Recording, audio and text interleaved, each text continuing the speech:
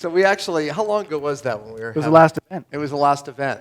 We were at Warren's house, and we got into a conversation about a lot of the topics today. And we said, oh my God, we should do the talk together. I mean, this is great. So we talked about a lot of things that are probably different than the way the world thinks about anti-aging, exercise. And I loved the stuff that Don was talking about, and I agreed with it because both of us had read similar things. So that's why we're both up here today. It literally came out of that conversation. Yeah, so, speak it and it comes true. Yeah, exactly, right. So we're gonna start with Don, the stuff that I thought was just absolutely brilliant, what he was doing with the exercise. And then we're gonna put it all together for you in a 90-day anti-aging program that you all need to do, but then you can even take it to your patients. So Don, I'm gonna turn it over to you. Thank you, sir. So again, just to reframe what we want to do, the first part that I'm going to go through is a lot of the pathways and the physiology building into what we're going to go into a practical concept for you. So I'm going to build through the pathways, mainly mTOR, and you'll see that, the metabolic pathway for muscle building, longevity. And then Dr. Pompa will go into a lot of the practical tips, and at the end, real-life protocol that you can start using right away and testing and different things you can do immediately. Sound good?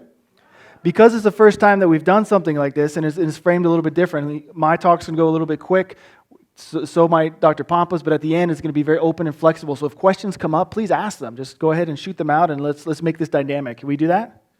All right, otherwise, I'll fall asleep as well as you. All right, let's go. So this is where it all starts. Muscle growth, quality, and preservation. We had everything from child development and maturation to lean body mass, muscle size and strength. My boxes are off there, obviously. Protein synthesis and muscle growth, muscle preservation and function, functional strength. They all relate to mTOR. How many people have heard a lot about mTOR recently? Or heard about it at all? Okay, mTOR is a very ancient pathway. It goes all the way back to bacteria. And the reason mTOR is so important is because it is to muscle and to protein, the nutrient, as insulin is to carbs. Make sense? And we know, and if you've ever heard any of my talks, you know how insulin plays a role, and it's tag teaming with all of those right in there with insulin, right there. They go hand in hand. But think of mTOR as the hormone, if you will, or the pathway that's stimulated when you take in or you build muscle. Fair enough? mTOR is for muscle as insulin is for carbs. And there's a downside to it. The downside to mTOR, just like insulin, is reactive oxygen species, oxidation, aging, chronic disease, and cancer. Just like insulin, when a little bit of mTOR is stimulated, it's fantastic. We need insulin, we need mTOR, it's there for a reason. But there's a very finite window that when we go over it, it starts to have a downward spiral in our body metabolically, starting deep within the cell, which we'll outline. mTOR.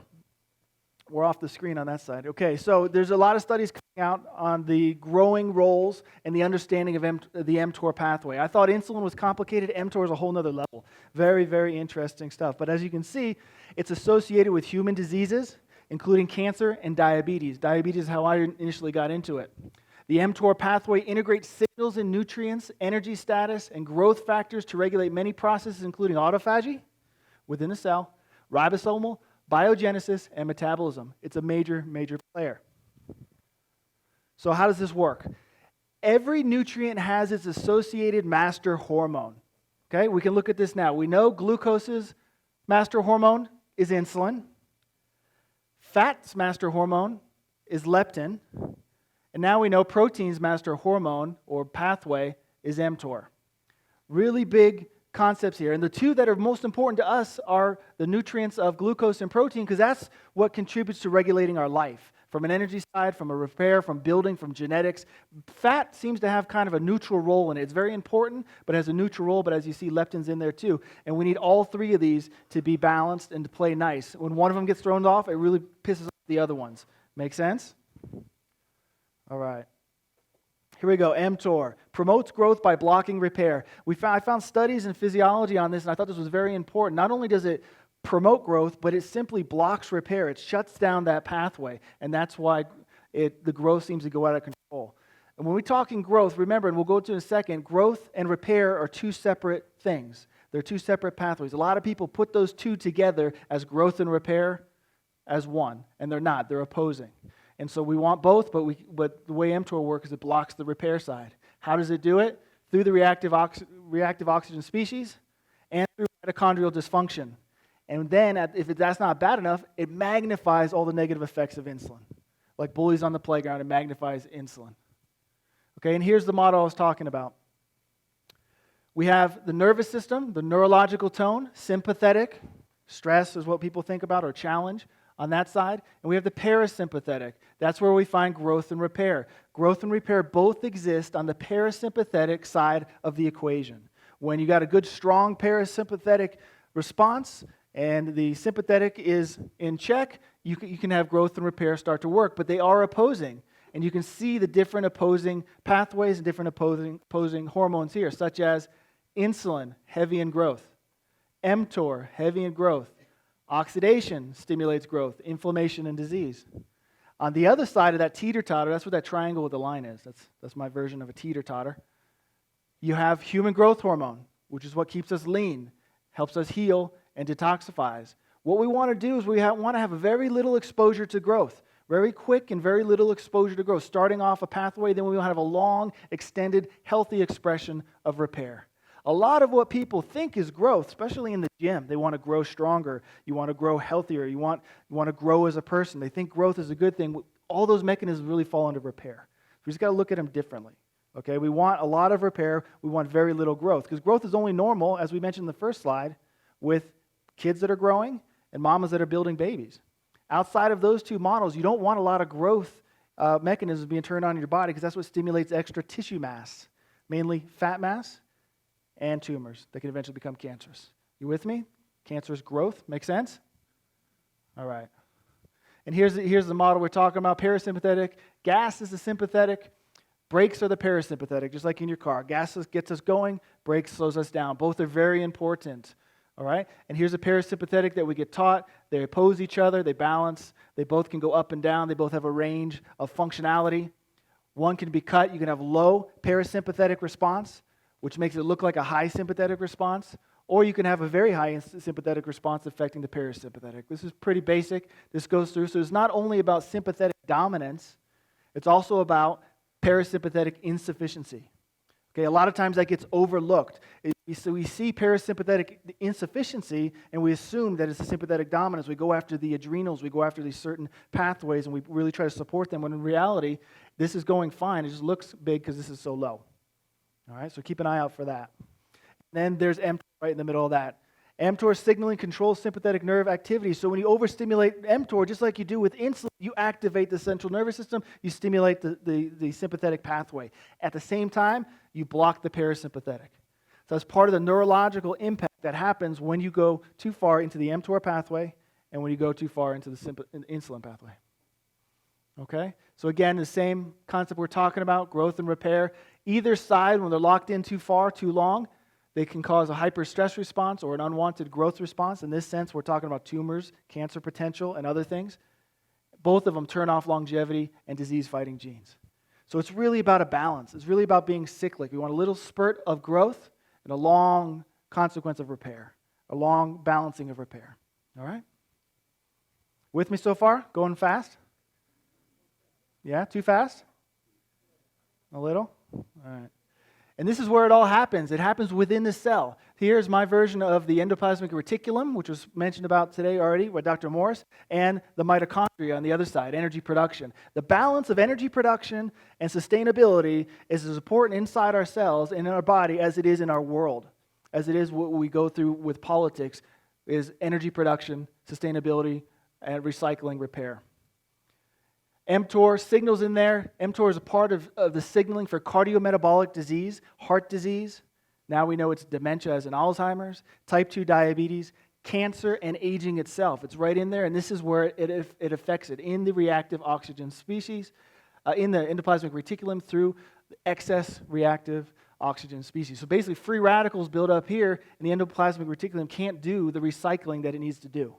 It can't clean up. It can't detox. We learned all about detox today with Dr. Morris. It can't do that when this is being overwhelmed. And what happens is that also creates a lot of extra biomass accumulates because it shifts the energy requirements on this side. Okay, the telomerase our longevity enzyme, is affected by mTOR within the mitochondria. So basically, as it starts to happen, we can't repair, we can't recycle, energy starts to go down, it shifts from being oxygen-based to anaerobic. And Darren, I know you know the danger of that, right? That creates, that's into the Cori cycle, that creates a whole different energy issue, and the combination of that low energy with excess biomass, that's the formation of cancer. That's where cancer gets its goods to build so fast and so big.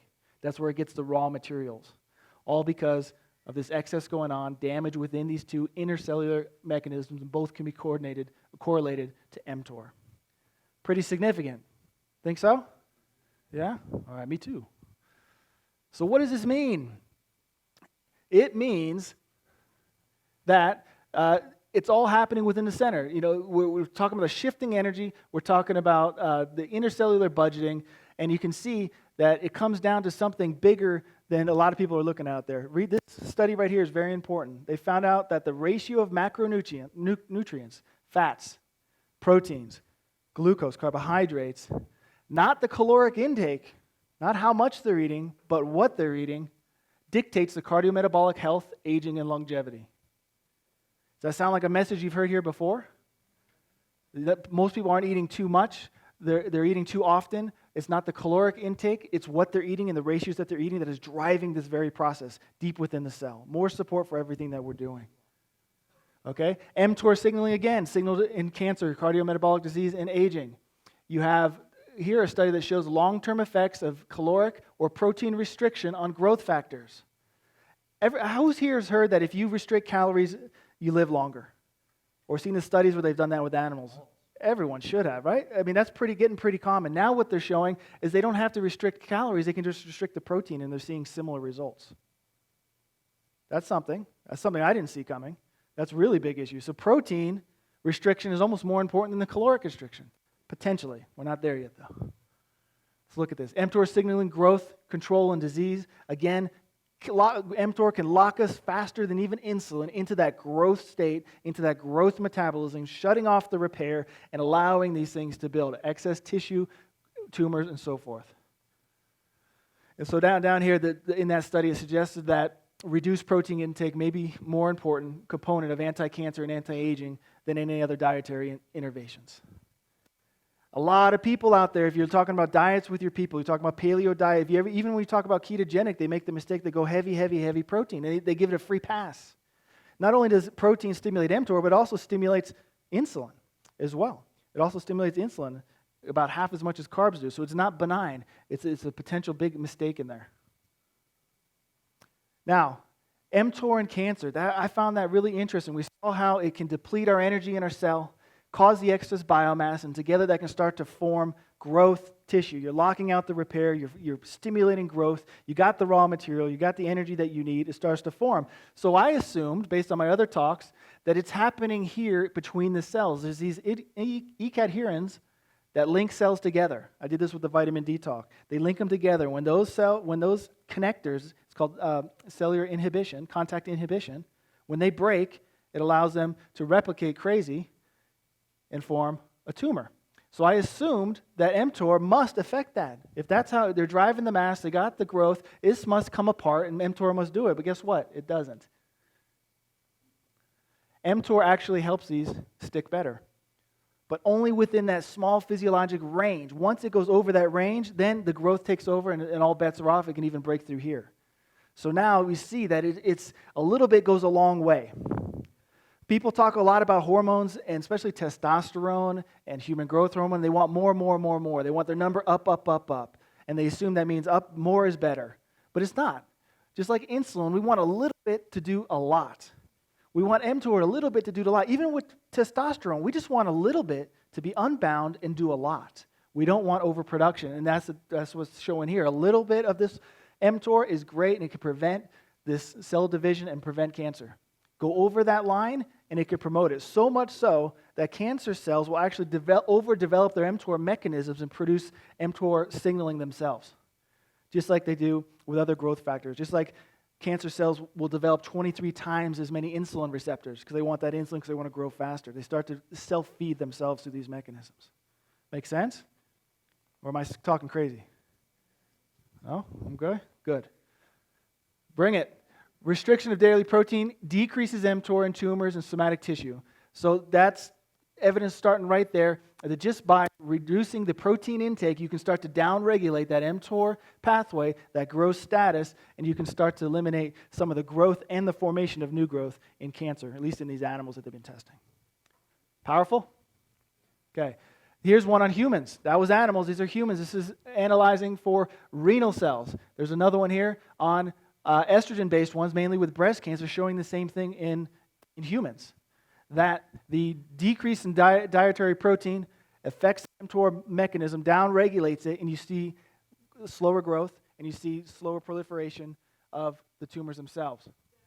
And so again, it's just going through the different targets of mTOR in the cancer cells, and protein acts as an important regulator of that tumor cell division.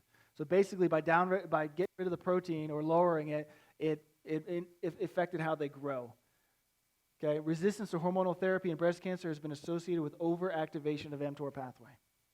So not that this is a treatment for cancer, but you can even look as they do these therapies, if they can downregulate the mTOR, other treatments that they do will work better. Because we all know not everyone's ready to jump off the traditional track and do something that we say or something like this, but you can show them how this can help them work with it better. Just like the insulin signaling testing you can do for other tumors. Pretty good little thing to have. All right, so what's going on? What's the answer?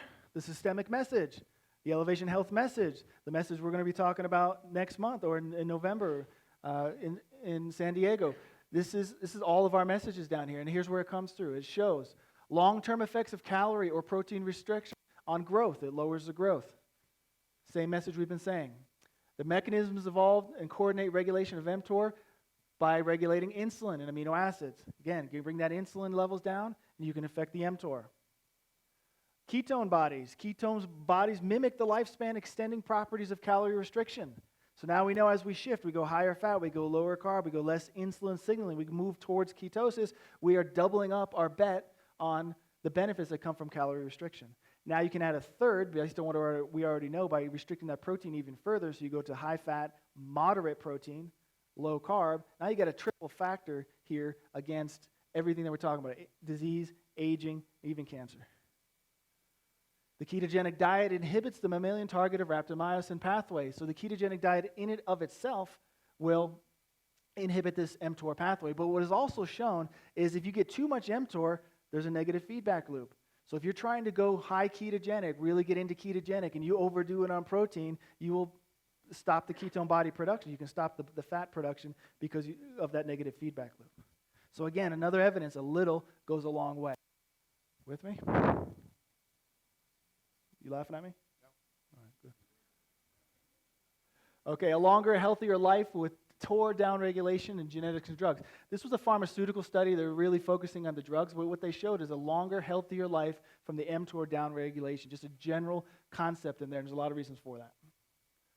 So what do? You change what you eat. We've talked about this in the past. You have this in your book. This is the insulin-friendly diet.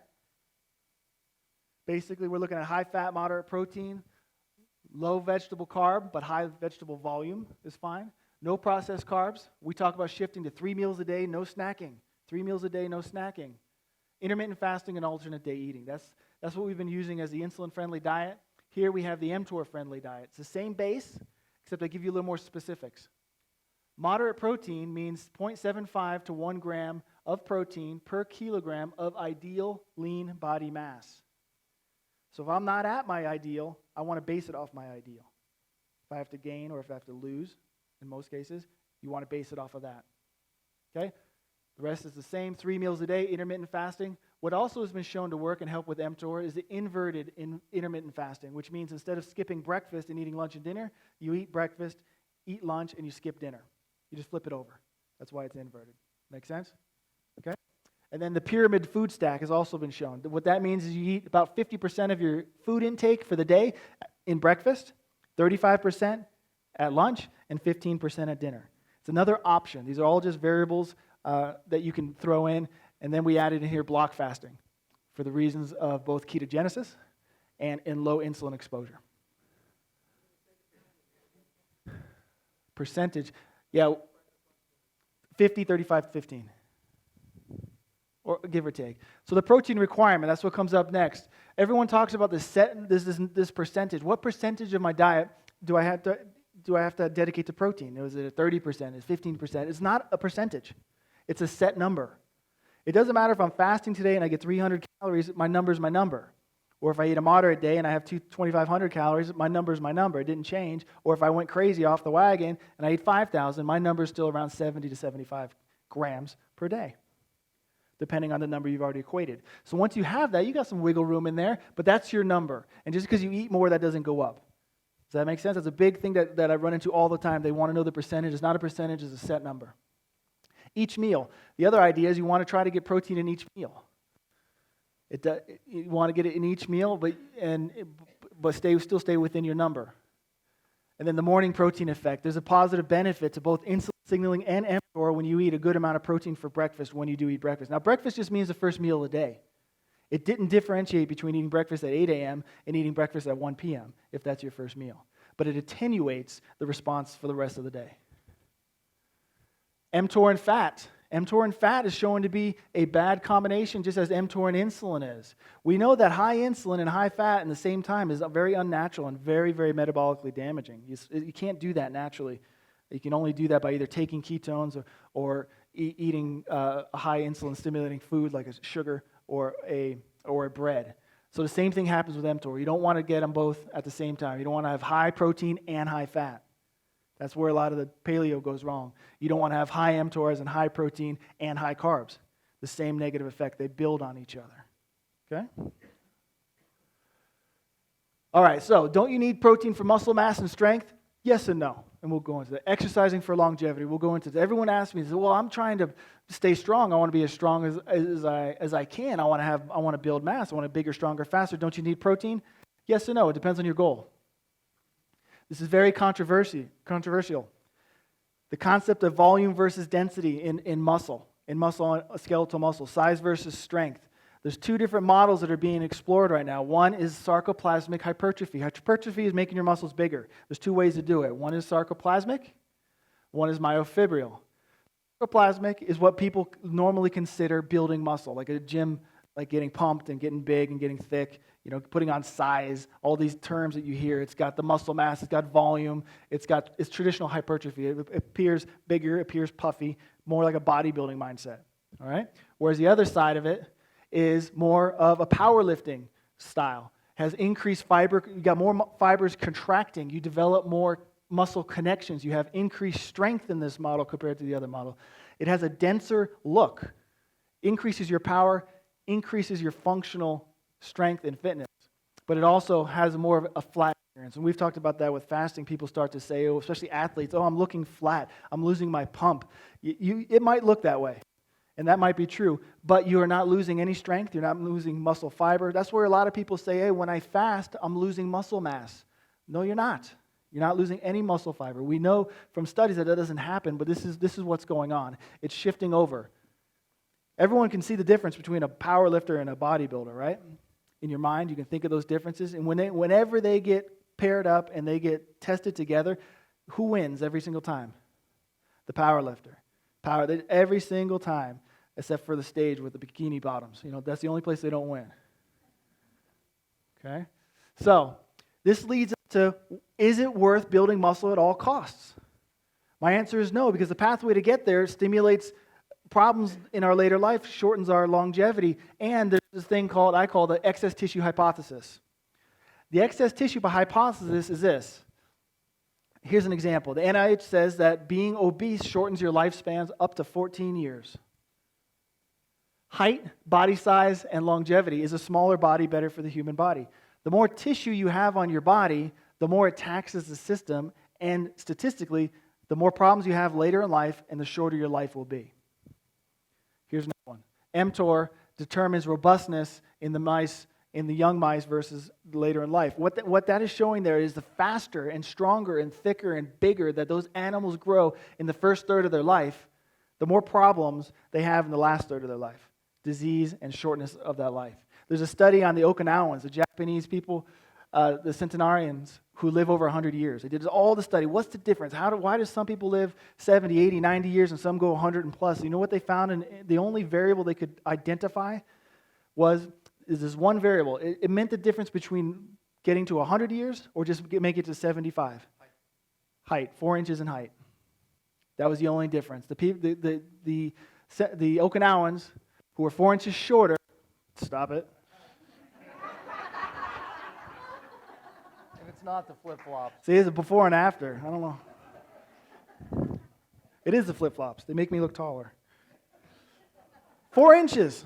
4 inches in height is what determined whether you lived to be 75 or 100. They lived in the same place. They were part of the same culture. Some were in the same families. But that 4 inches in height made a difference. When you think of little old men or little old people that live real long, they're very tiny. You don't see 7-foot basketball players walking around with canes at 90 years old. You just don't see it. And then there was some more info. This was hard to identify. Don't bank on this, but I found different anecdotal studies. A lot of it came out of Sports Illustrated. And it shows that professional football players, professional wrestlers in particular, bodybuilders, power lifters, very large, muscular men mostly, lived an average of 53 to 58 years. That's less than someone who's morbidly obese. Right? And these people were fit most of their life. And even when they're out of their competitive career, they still had much more muscle mass on them than the average person. Maybe even metabolically superior in some books. But it eventually played a role in ending their life. There's similar ones on sumo wrestlers. They have a combination of both. But it's just that extra tissue. So is it worth putting on muscle mass, like we talked about before, at all costs?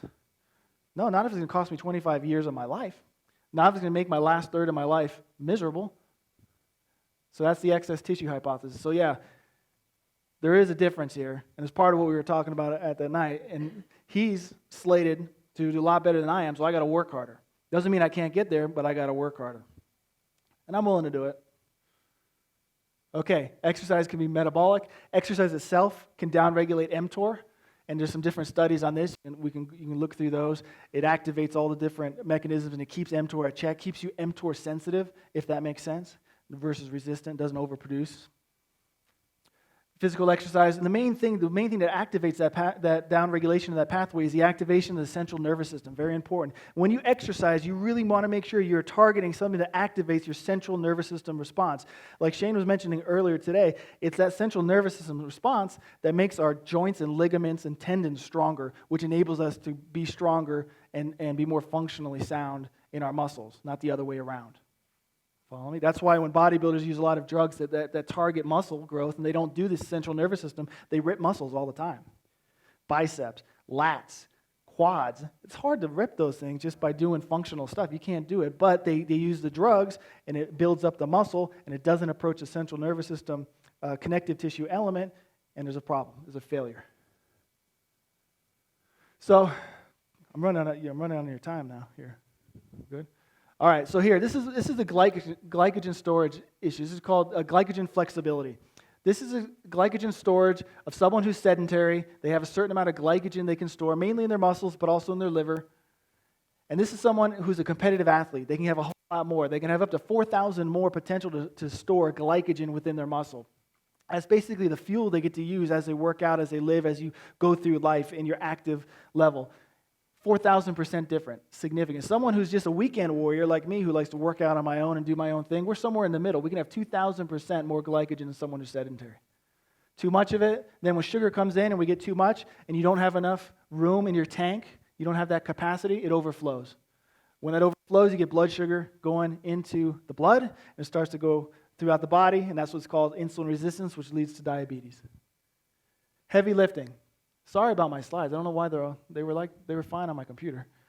Okay, heavy lifting. What does it do? It increases our ability to store and hold more glycogen. It gives us a bigger gas tank, and then it makes us build more mitochondria. We get the number of our mitochondria can go up, and the death of the mitochondria that are already in there goes down. So not only are you producing more mitochondria, you're not going through them as fast, and the efficiency rate goes up. That gives you energy efficiency. And it raises it greatly. Think that's going to be important in our metabolic life and our longevity and our energy? Absolutely.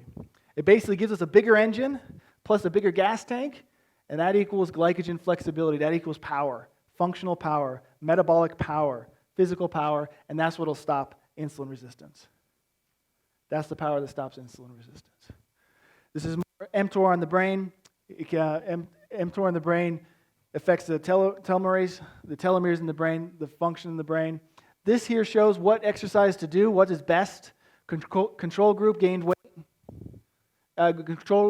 Control group, their sugars got worse. This is hemoglobin A1C on the side.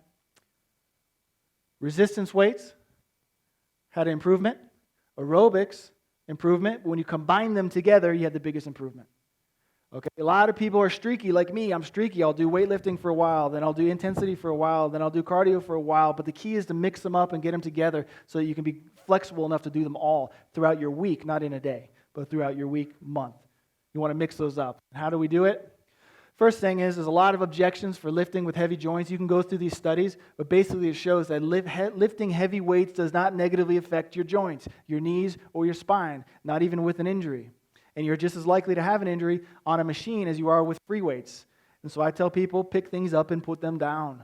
Lift weights. It's not bad, but my knees, but my back. Do it right, and it has no negative impact. It can only improve. So you can look at all those. So we set up what's called a central nervous system workout.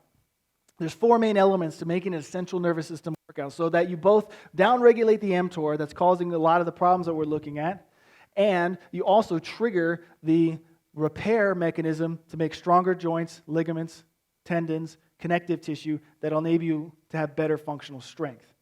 Okay, you with me? And the 4 elements are this. You got to lift heavy or go to a real high level of exertion. Lifting heavy. Lifting heavy is hard for people. It's not fun a lot of times if you're not used to it, but we lift heavy weights. The routine must stimulate your central nervous system, and the way you do that is you make it a whole body concept. A lot of people go to the gym and they just work out the legs, or they go in as arms day, or it's backs day. No, you got to use the whole system, lower and upper body, and you have to have a central axial load element to it. It means standing, not machines. That means something standing up and moving through that axial range of motion.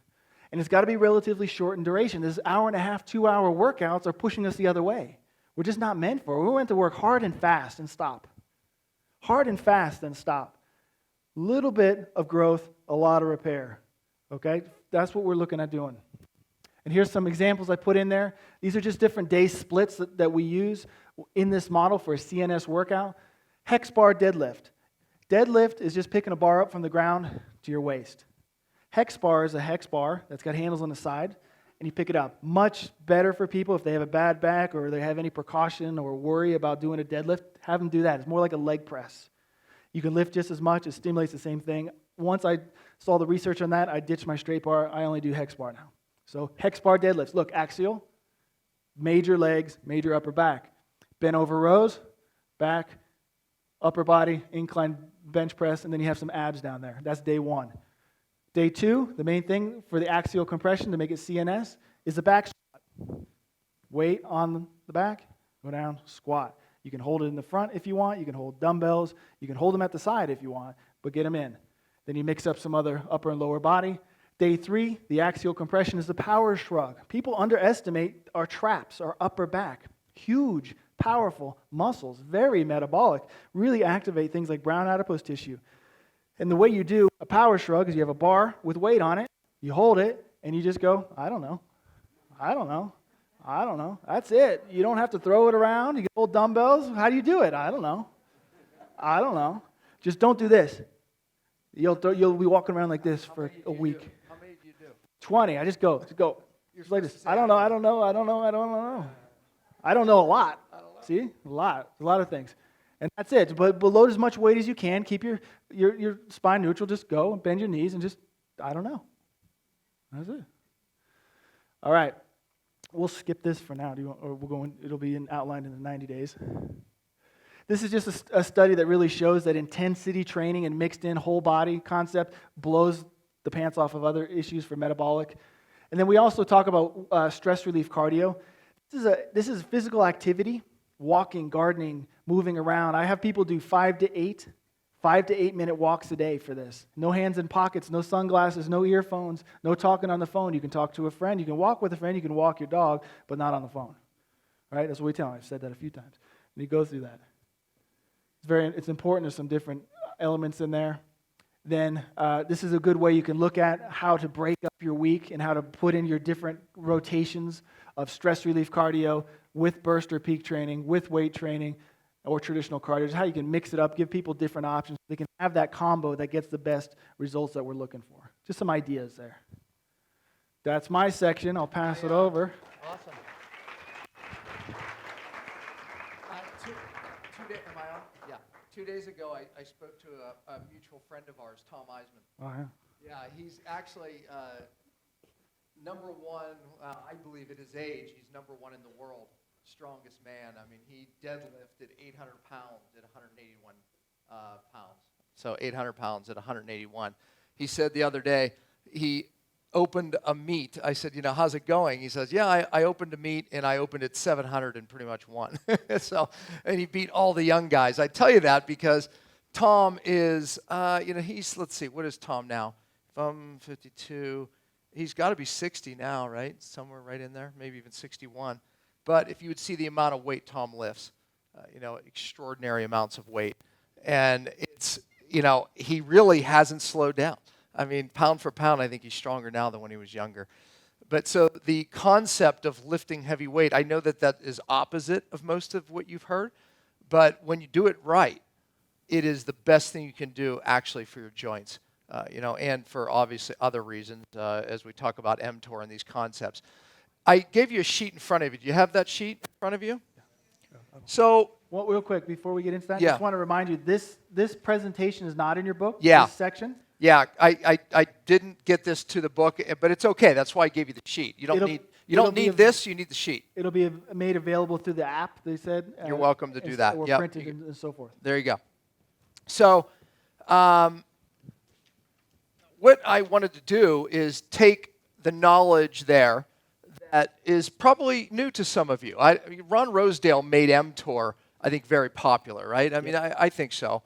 And there's some concepts, I think, since he's made it popular that have even came out later. For example, when Ron first talked about it, he talked about eating no more than 15 grams of protein per meal.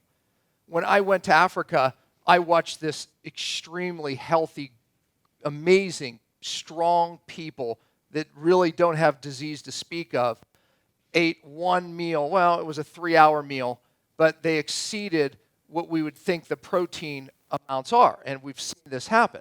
So is Ron wrong? No, he's not.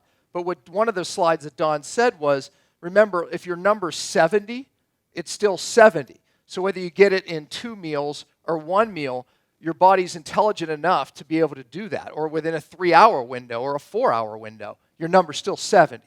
So, I think that therein lies some of the importance of what I'm going to show you. Because this 90-day, if we look at it, you see, we talked about diet, which I'm going to talk about right now, the exercise that Don just showed you, and the supplementation. So I challenge you all to do this for yourself first. I promise you, you'll get such incredible results in 90 days that you're going to want to do the exact same thing with your patients. And you can do a challenge. You can just say, hey, let's all do this together. And it's very simple the way we laid this out for you. So month 1, and by the way, you're taking the supplements throughout this process, which we'll get to that, and you're doing the exercises. But month 1, diet-wise, you go into ketosis. Why? Well, Don talked a little bit about it, but you want to shift the body from using glucose as its major fuel to fat. I mean, that's the simplest way we can talk about ketosis, right? The cells can use 2 things for energy. What is it? Yeah, sugar and fat, right? So ketosis, we're just forcing it to use most of its energy as a fat source. Well, there's advantages to that because fat and ketones, which, by the way, ketones are the byproduct of breaking fat down, which the brain uses these ketones. And we know that there's massive advantages to these ketones. We keep discovering more. What they do for our microbiome, what they do for our brain, what they do for our DNA, our cells, all these amazing things. Now, I am not a believer in keeping people in ketosis all the time. However, when we look at ancient cultures, all of them at certain times were forced into times of ketosis. So we know that time in ketosis is incredibly healing to our cells, our brain, our body in every way, especially as far as turning off bad genes, turning on good ones. But ketones and fat as a fuel burn much cleaner, thereby reducing oxidative stress, ROS, which interacts with mTOR in the mitochondria, causes all these issues. So we know that we can lengthen our life, make it healthier, just by making this shift. So first month, we're going to move people into ketosis, and here's some of the benefits. It raises growth hormone. Remember how Don said it's repair or growth? We want to be on the what side of things? Repair, right? You know, there's a time for growth when we're young and babies, etc. But on the repair side is what we want. Even athletes, the best athletes, their body's in the repair side of things. You know, that's really where they're getting stronger, better, everything, faster. It's all about repair. So here's some of the benefits. It raises growth hormone, which is repair, and protects all of our cells and the DNA from oxidative stress, reduces inflammation and its markers. Repair. Protects and repairs the inner mitochondrial membrane. It increases cellular energy, burns cleaner, I just said that, and it turns on the SIRT1 gene that extends your life. So this is just, and believe me, there's more, but I thought that those were the things that really clarify what Don just said. That's repair, man, right there. So we know that ketones are a big part of repair. So this is just for some of you who maybe are new. What is ketosis? Nutritional ketosis is when your blood ketones, beta-hydroxybutyrate, is measured between 0.5 and 5. Urine strips are not as accurate to measure. There's a lot misconception about the urine strips. But so you want to use this as a guide. Oh, and by the way, Keto Mojo, you have dollar strips now. So that helps, right? Dollar strips, Keto-Mojo, and you can find a much better source for ketones. Otherwise, the ketones strips that go with this $20, $30 meter, they're about $3 or $4. Keto Mojo is a $35 unit, but it has dollar strips. So I should really switch the picture out. Anyways, but this is really how you keto adapt. Very simply, listen, in that sheet that I gave you, for those new people, there's something in there called the Keto Roadmap. So if you say, well, Dr. Pompa, how do I get into ketosis? I don't have time today to describe that, but follow the Keto Roadmap, and you'll see how to get into nutritional ketosis. There's how you measure, and when and why would I test? Well, when you're in ketosis, first thing in the morning is about the best time before you eat. As the day goes on, your ketones should rise slightly, but the morning is the best time. Testing, another reason to test is to see what food and drinks are throwing you off, maybe, if you're not getting in ketosis.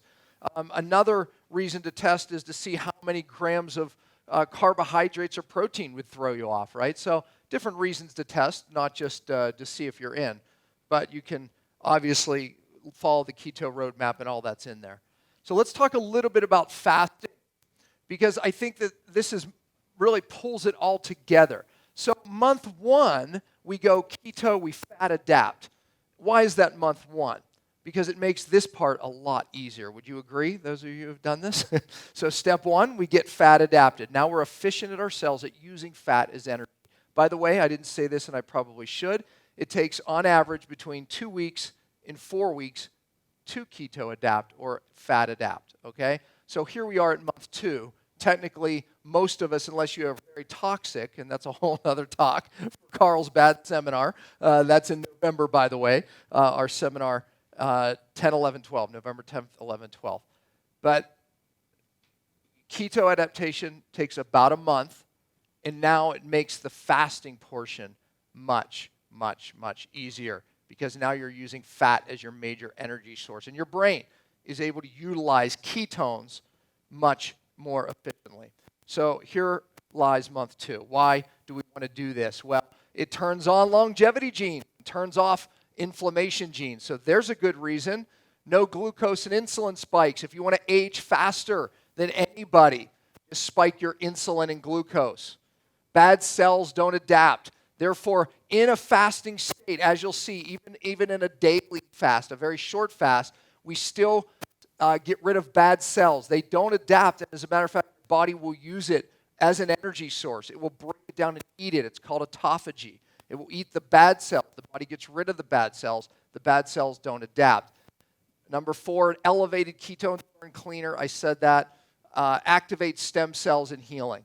So again, when we look at longevity, when we look at living longer, healthy, disease-free, we know that natural activation of stem cells plays an important role. And we've learned more about that, and I'm going to talk about a little bit about that here.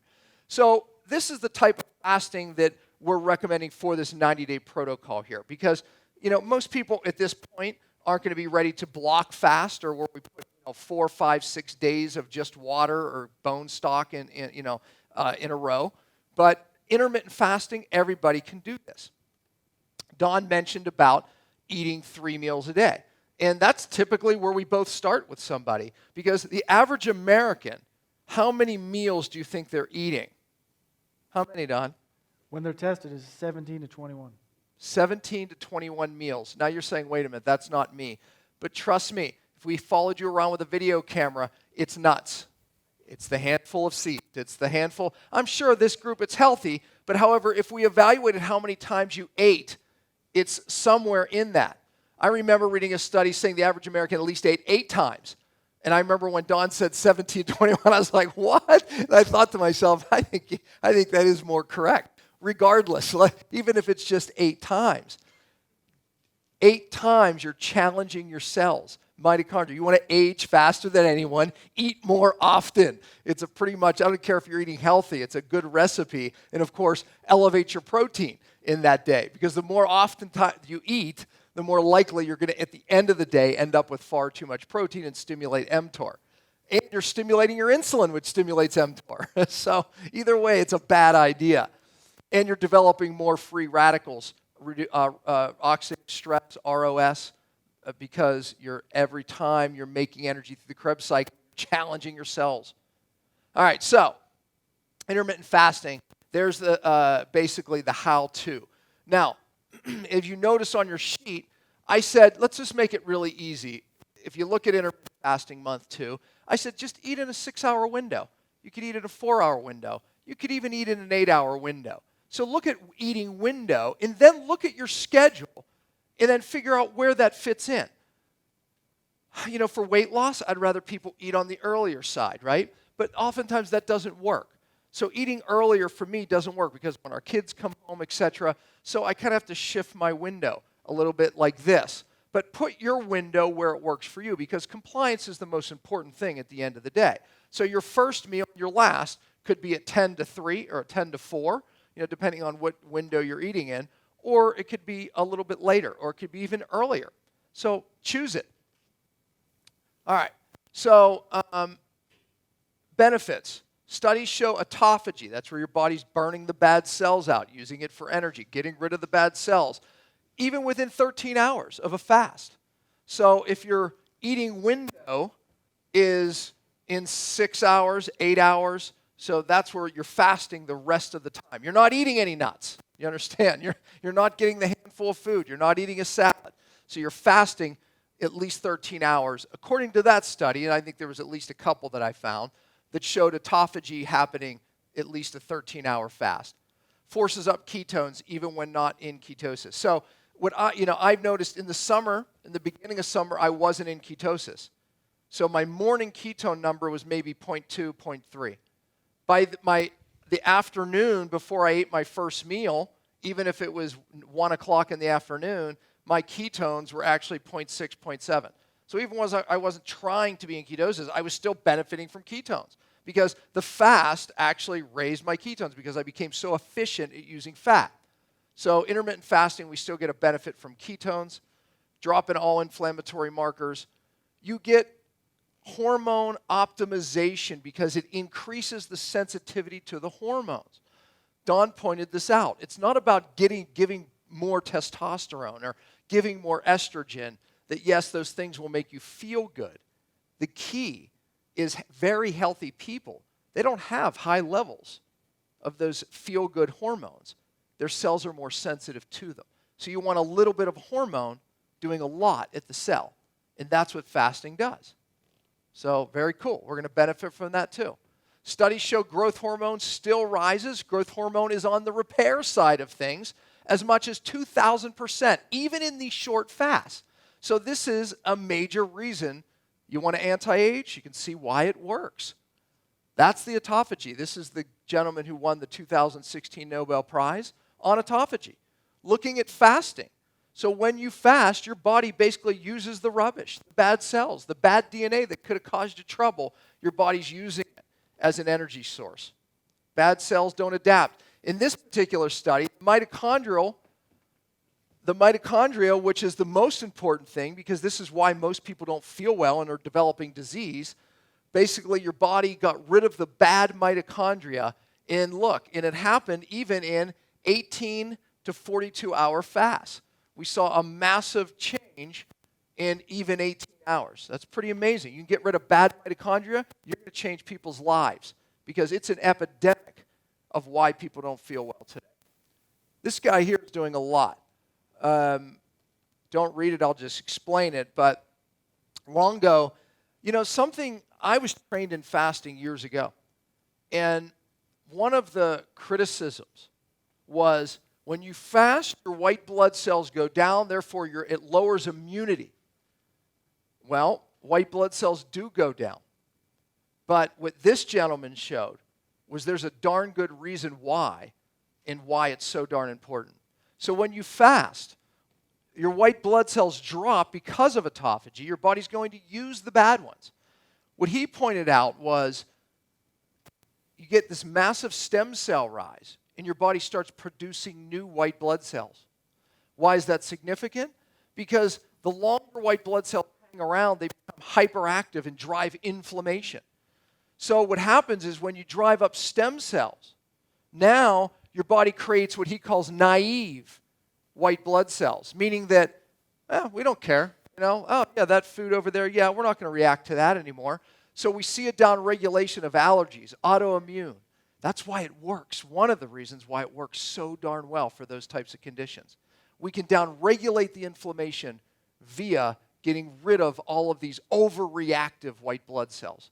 So pretty brilliant. Fasting fixes the gut barrier, turns off autoimmunity.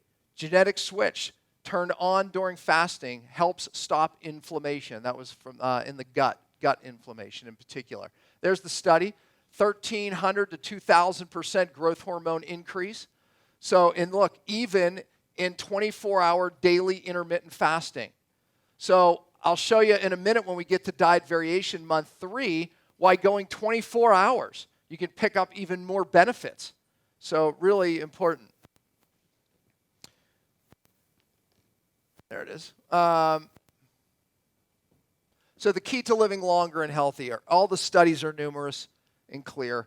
And this is what Don pointed out. What do we know? Okay, we read studies on eating less and living longer. But you hear Don and I both saying, don't eat less often.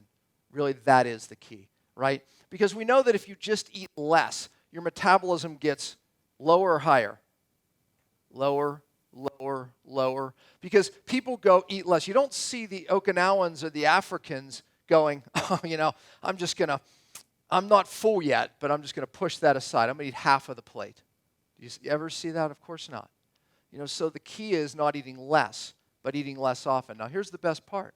When you eat less often, now it is so much easier to get less protein, or at least not overeat protein, right? So it puts this all together. Eating less protein, eating less often. You see why this little system actually works. You all should be doing this yourselves, for sure. Quick note on that. The reason that the metabolism goes down when you eat less on a daily level is because your insulin levels don't change. They're still eating the same 3 meals, snacks. They're just eating 25% less throughout the day.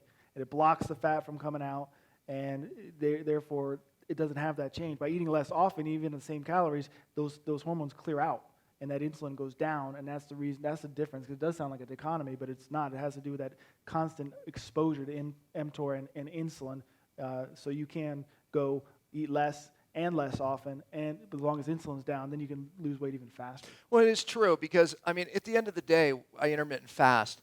No doubt I eat less, but here's the point. I eat less not because I'm trying to eat less. I eat less because I'm not hungry. My body ate all day long. It ate my stored fat and bad cells. So, yeah, I'm eating less, but my protein, I'm eating a lot of my own bad proteins as a protein source.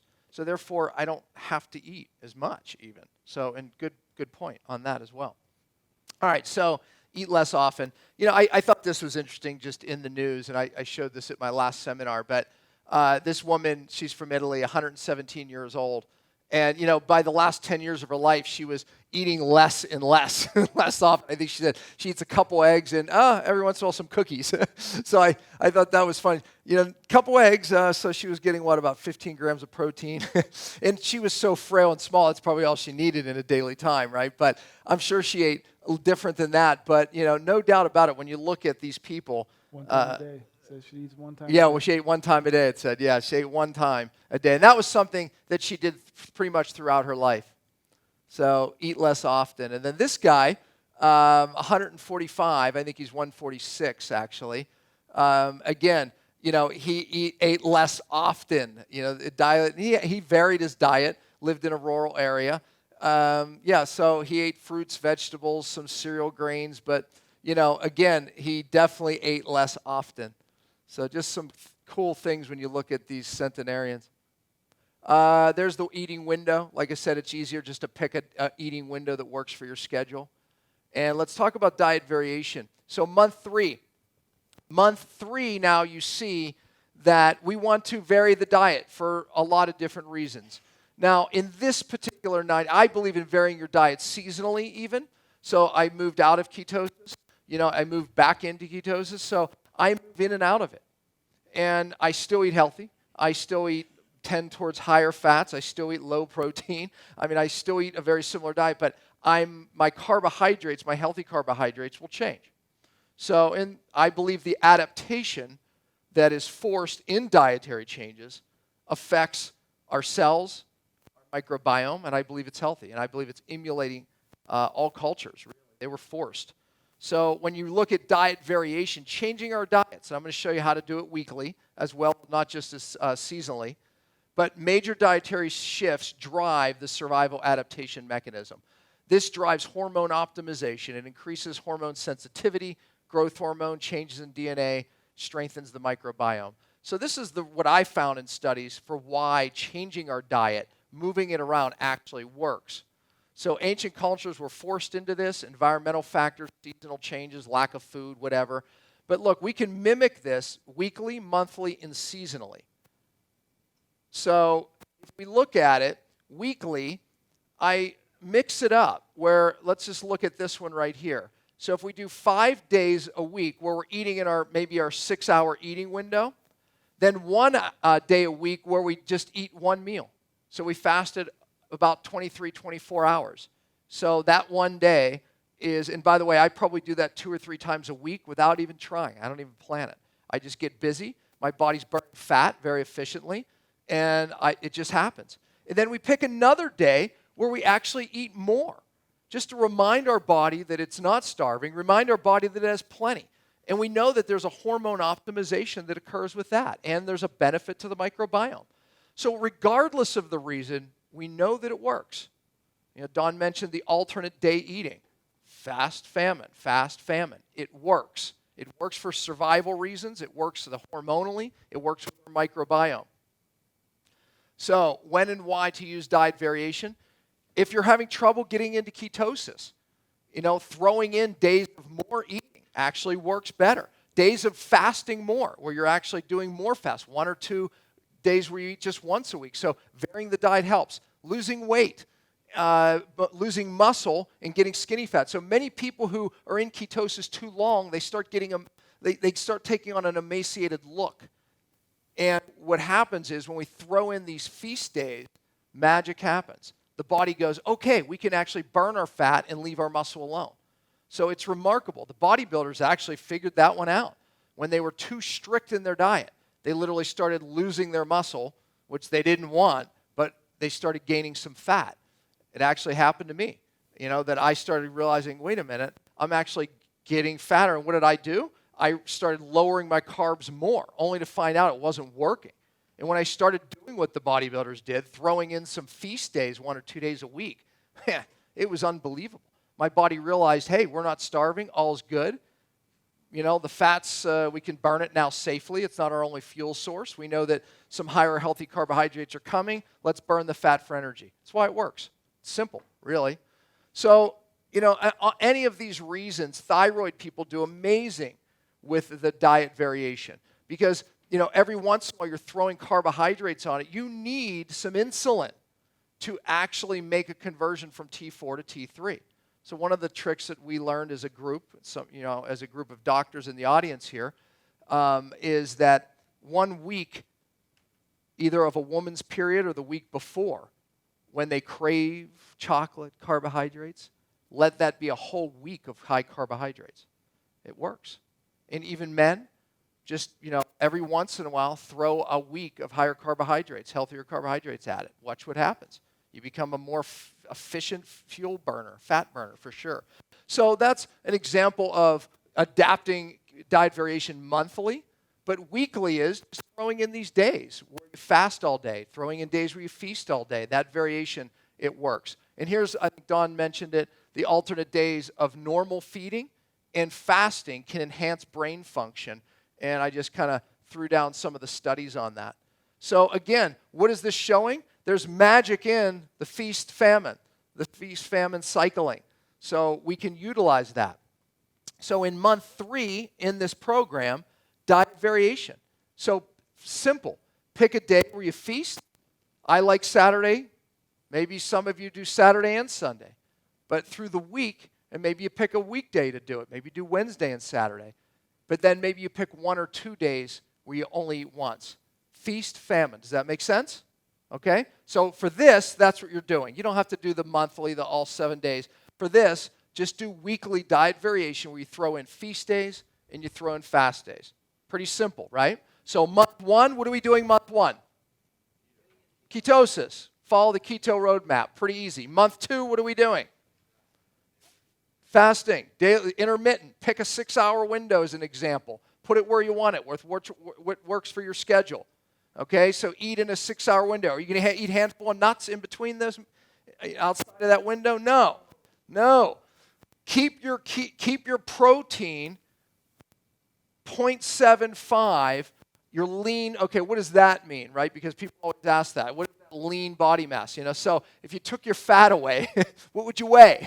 I have no idea. What would you weigh in high school? Maybe that's a good way to do it. But anyways, take that away, and then that's going to give you an idea for how much protein you eat. So for me, I stay between 50 to 80 grams of protein. I try not to exceed that on a daily basis. Don, how much do you use? I don't want to answer that, actually. No, I stay probably 75 is my window. That's about where again, I can go down to 50. I'm a lot smaller, right? So there's days where I only get about 50, I would say. The days where I eat one time, I may get 40. Because I just can't eat that much in one meal, maybe, right? I have a can of sardines. And I think the other thing that Don pointed out is really important, starting that first meal. I love to start my first meal with a good protein source, right? I mean, that's an important point, too. So, and if you go over a day, don't get crazy with it. You can fluctuate, but what most people are doing is they're chronic every day, tripling, quadrupling what they're supposed to be eating, and is driving the wrong stuff. Yeah, exactly. So, I mean, it's not hard, but that's the point. When you're intermittent fasting, it's really easy to stay in that parameter. Let me tell you what else. There's a theory on aging that it's really the thing that shortens these telomeres, and I'm going to talk about that in a second. Maybe some of you don't know what that is, but it's a biological clock of our cellular age. And there's a theory that, I'm not saying I buy into the theory completely. I'm still investigating it, to be honest with you, that it's mineral overload as we age actually ages us faster than anything, meaning iron, like importance of ferritin levels, copper. Joe Mercola, he's a friend of mine, and he so is against iron. I mean, he thinks if your ferritin level is above 70, I mean, you're death walking. And I know the studies that he comes to that conclusion, but I think Th1, Th2 dominance has something to do with it. There's other factors, so I'm not fully convinced about that yet. But anyways, bottom line is this. One thing we know is when you're intermittent fasting, it seems like no matter what, your body, these stored minerals like copper and iron tend to come down. Maybe it's just because you're eating less iron. I don't know. I don't know the answer yet, but I know that people seem to have less of these problems with copper and iron, so that potentially could age you. The theory is that iron combines in the mitochondrial membrane with the ROS, and it reacts with the oxygen. The ROS, the worst one is hydroxy radicals, which are really dangerous. And that can really cause a shortening of the telomeres, and therefore shortening of your life, and except or other things. But again, I'm going to do a whole talk on that, but I'm still investigating it. But let's move on. This is a slide that I showed on the skin talk. I thought this was interesting. When I always say it is about adaptation, forcing adaptation even hot and cold, not just dietary changes. We know that it changes the microbiome. And we can literally get rats that weren't, or mice that weren't able to lose weight just by exposing them to hot, cold. Same with the diet. I interviewed, she's a scientist, Kristen Verde, and she was the one that did the alternate day diet where you eat normal American diet and then fast, eat a normal American diet, fast. And I said, why do you think that you get the results that you get with people who aren't able to lose weight, and on this, they're able to lose weight? She said it's all about the adaptation that you're forcing. I believe she's right on that. And as well as the hot-cold thing, it really forces adaptation. All right, let's talk about testing, because before you start this, here's some interesting tests that I think you can do. Number one, don't look at that one yet. In your sheet there, I talked about the teleyears testing. That test used to be $300-400. Now teleyears has it for $98. If you buy it together, I think it's like $160, meaning that you can buy a before and after. Now, they always recommend you wait 6 months before you recheck your telomeres. So, I mean, if you're doing this for yourself, you could actually keep doing this for 6 months. Recheck your telomeres. I promise you, you'll get better, no doubt. Your telomeres, so Shane always draws these better than me, but I'll try. Maybe Don could do a better job than me. You know how to draw the L. Oh, God. As soon as I start drawing, my heart starts beating because who knows what's going to come up. That's actually probably the best one I ever did in my life. That's a chromosome. And here's the telomere. So imagine the end of your shoelace, that little plastic thing. What does the plastic thing on a shoelace do? Egglet? Yeah, is that what it's called, the endlet? Egglet. Egglet? Yep. Really, that's Egglet, the name. that's the name. I never knew that. Egglet. Yes, it is. What does Look it do? up. I'll bet you dinner. What's it do? Yeah. Well, guess what? These telomeres do the same thing. They're measured in basis. So when they measure them, they can measure these things in basis. The teleyears test, they measure those. They've gotten more accurate in doing so. But here's the bottom line, is the shorter they get, the closer to death you are. Sounds pretty fun. That sounds like a measurement that we all want to know. Maybe not. And no doubt toxic people that were sick in their 20s or 30s, seem to really speeds that process up, unfortunately. People that were obese in their 20s or didn't have a good diet or lifestyle. So earlier stages of life, for whatever reason, play a role. Everything in life plays a role, obviously even your genetics. But the shorter they get, the closer to death you are. So when you hit about 5,000 bases, you're pretty much a goner. So if you think you're close to being a goner, don't even do this test. Because if it comes out to be around that, then you're going to be like, oh my God, I'm dead in the next month or two. No, but the fact is that, it is a really cool test to look at the things that affect you. And the fun thing is you can make some changes and actually see that measurement. Well, this doesn't mean you're doomed either. Because this shortens every time the cell replicates. It happens no matter what. Yeah. Here's the benefit: when you fast and you do the different things we're talking about, where does our new cells come from? Stem cells. What did he call them? The naive cells. Mm-hmm. They're brand new. They have a new set, not completely new, but you have more pairs. So as you do this, as you stimulate the stem cells, There's different ways through the protocols you can direct where they go depending on what you're doing, hopefully. And as you build them up, you get some new numbers in there. So it's not a finite number. When they're just learning that, you can actually slow it down and you can actually get some time back by changing the ways. So don't think that just because you screwed up like I did for my first 25 years that you're doomed in your last 25 years. Hey, by the way, exactly. And that's what makes this fun, because it's a motivating factor. You do it with a group of your patients. Everyone measures their telomeres. And then before and after, I mean, it is. It's really fun because, put it this way, when you do the things in that program right there, it's going to work. That's the cool thing. It's going to work. You're going to make people younger, which that's a reflection of disease too. People with shorter telomeres, no doubt, are open to more different diseases. Okay, this is a test that, the RDW, right? You see that on every blood test. Do you realize that's an accurate marker for aging?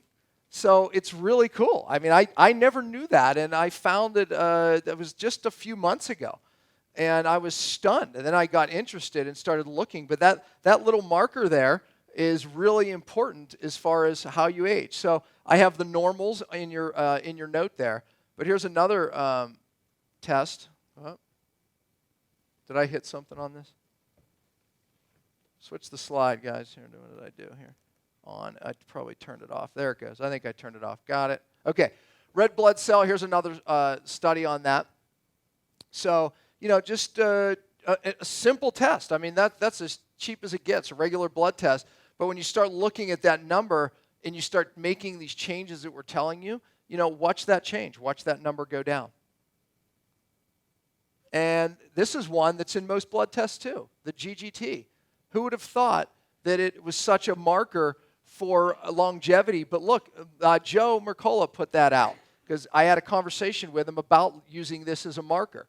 And that was part of our ferritin conversation, our iron conversation. But this is the single best mortality predictor, and life insurance companies really weigh heavy on this. So again, what's your GGT? Check it out. Pretty cool, huh? HbA1c, of course, that would be one of Don's favorites and mine. Right? Aging is associated with increase in HbA1c. Look at the conclusion there, right? So no matter what, we looked at an association with higher HbA1c levels is consistent with aging. The products. Resveratrol. I mean, my gosh, how many studies are on resveratrol and what it does benefit for these telomeres? I didn't go through all of the studies on all these products because I figured Shane was going to really talk about the new collagen product. There is so much with so many of the things in the products that really will affect aging. Collagen and skin. So, of course, if people are doing this program and taking the collagen supplement, I'm telling you, they're no doubt going to see changes in the way they look, the way they feel, and in those numbers. And by the way, in your notes there, I also mentioned about insulin, being under 3 on insulin. So in most people, once they start intermittent fasting, will probably be under 2. But the point is those are simple blood markers you can run before and after you have someone on this program. And it's going to be really fun to see the change and even hear the changes from you.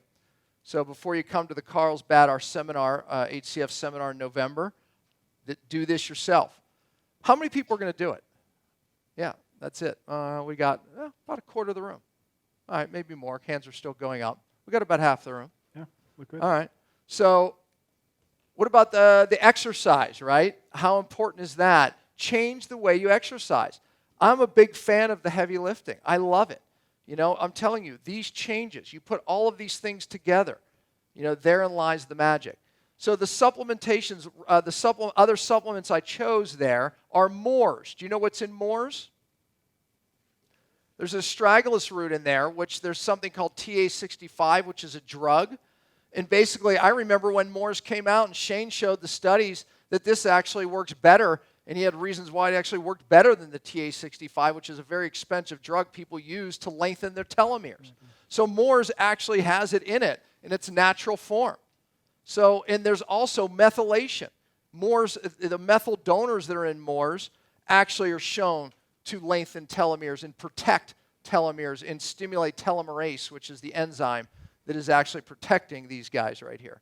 in stimulating them. So the other products, ROX. Oh, there's your resveratrol. So there's ROX, resveratrol, the MTORs, which I just mentioned, and the new product. If someone has a lot of joint issues, then I would add both new products, and I put that in your notes there. And and there's so many things in all of the products, even in the joint product, that will help these telomeres. So put it all together. There's your supplements, there's your diet, and there's your exercise. Okay, friends. Cool. Give these guys a round of applause. Thank you very much. Good job.